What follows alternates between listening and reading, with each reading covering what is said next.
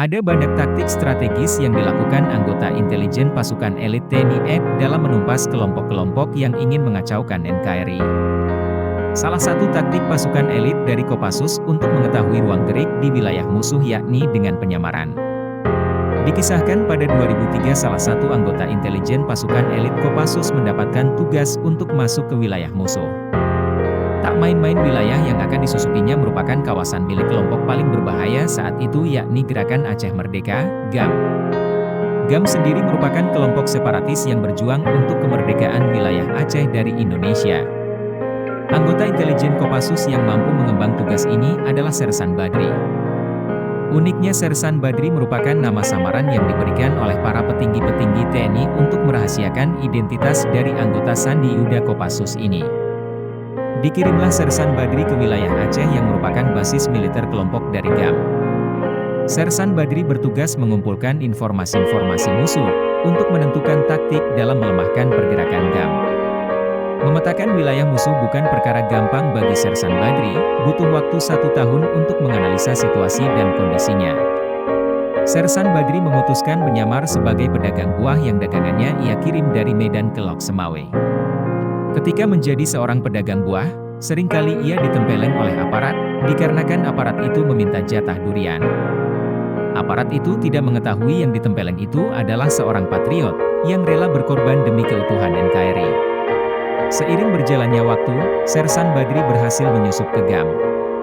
Demi menunjukkan kesetiaannya, ia pun diuji selama 3 bulan.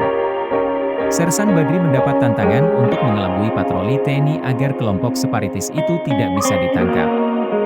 Kemudian ia ditantang lagi untuk meloloskan anggota GAM ke Malaysia. Hingga Sersan Badri mendapat kepercayaan untuk menyembunyikan istri Panglima GAM.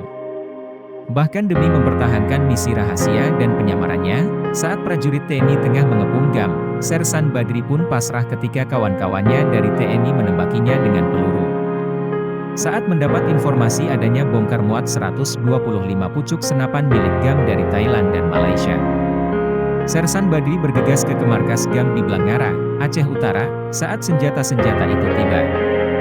Sebagai simpatisan GAM, Sersan Badri dipercaya melatih serdadu GAM menembak.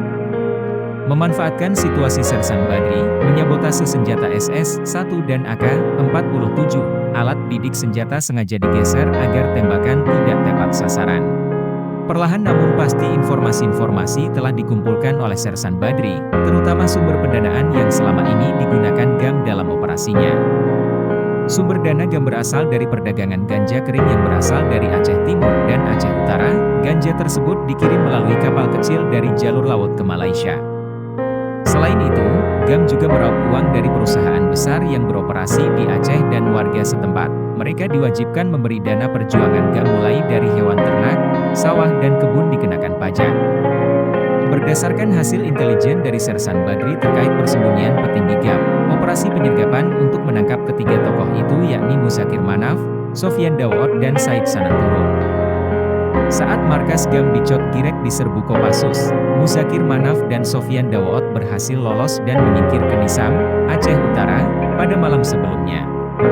Sementara Said Adnan dan ajudannya seorang desersi atau penghina TNI meninggal dunia dengan luka tembak di dada dan perut.